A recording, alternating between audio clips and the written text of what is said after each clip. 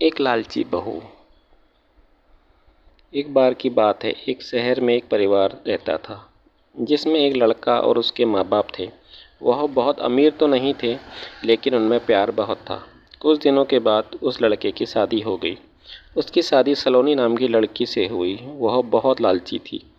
वह अपने पति को किट्टी पार्टी में जाने के लिए बार बार नए कपड़े और गहने लाने को बोलती थी। उसके पति ने उसको समझाया कि अपने बराबर वालों से ही दोस्ती करनी चाहिए। उसके पति ने उसे समझाया कि अगर तुम महीने में 10 बार किट्टी पार्टी करोगी तो क्या 10 बार कपड़े गहने खरीद कर लाओगी।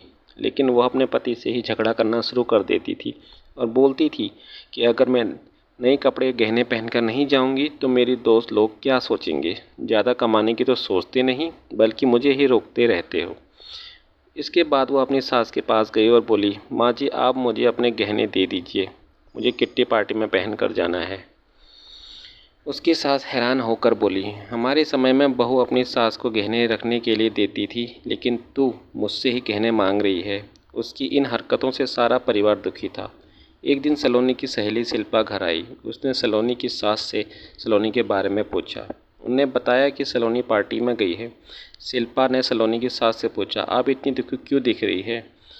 तब उनने सारी बात बताई कि सलोनी किस तरह बार बार नए कपड़े और गहने और कपड़े की डिमांड करती है और सारे पैसे इन पर खर्च कर देती है।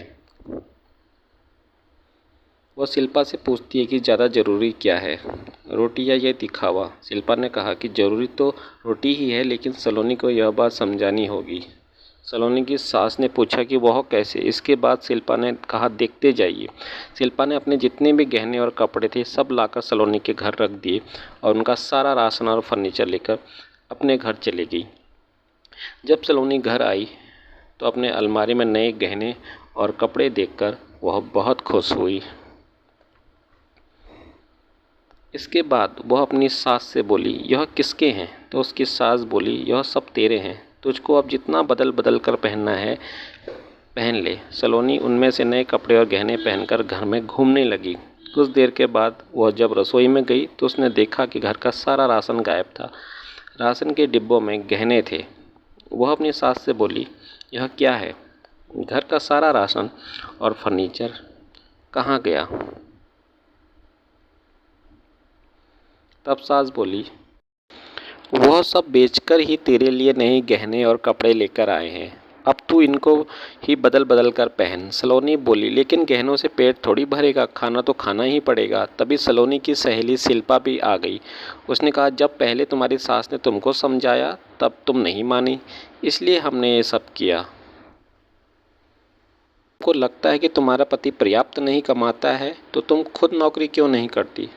तुमने इन फालतू के दिखावे से बचकर अपने घर पर ध्यान देना चाहिए। अब सलोनी को अपनी गलती का एहसास हो चुका था। Thanks for watching. Please like, share and subscribe.